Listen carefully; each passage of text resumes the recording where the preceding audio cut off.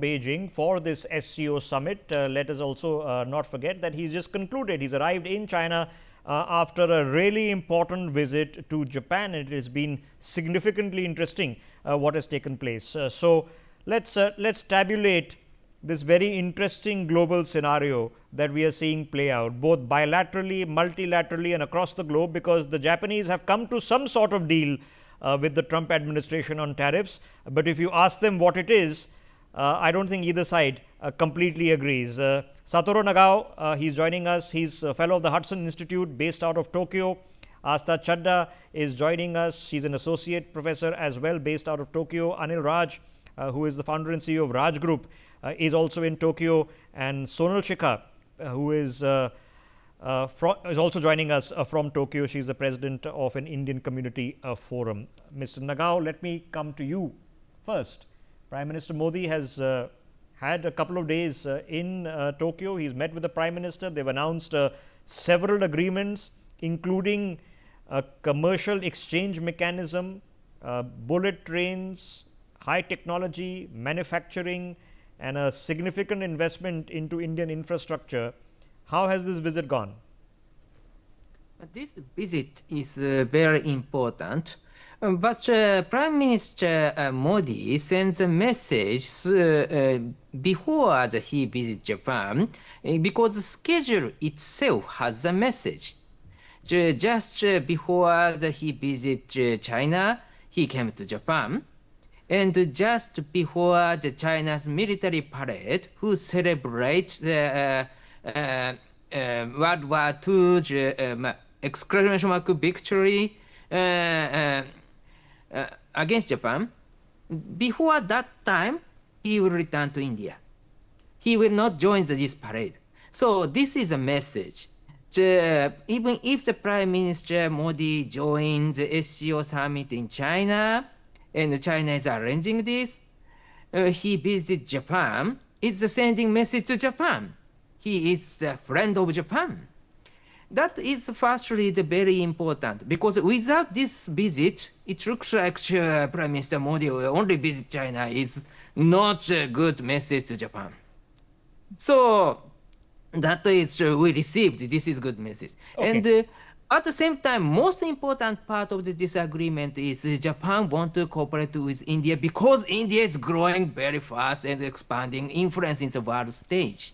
So GDP, military expenditure, everything is indicate that India is growing to be the leading country in the world.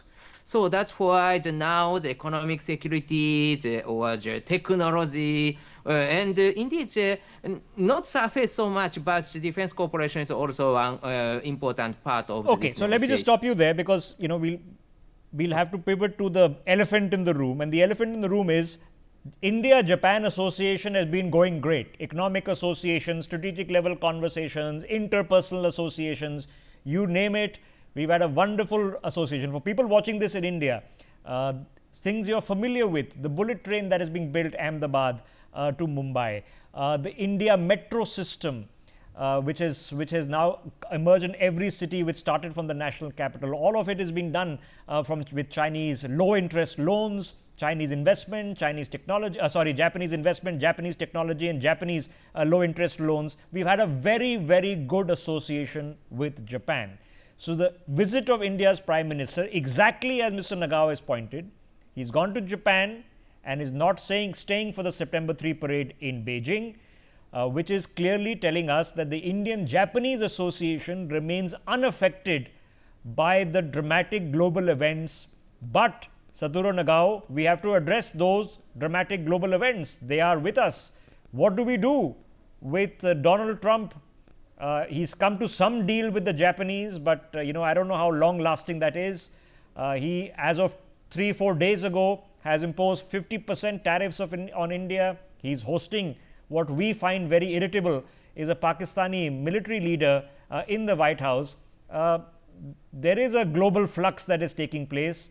How do the rest of us get past it? It is interesting part, of course, but the interesting part because President Trump's negotiation style is bilateral negotiation to deal by using the intimidation. So just before the Japan agree with the United States, not completely agree, but big picture has agreed. That time, President Trump making huge pressure against Japan. That was happening.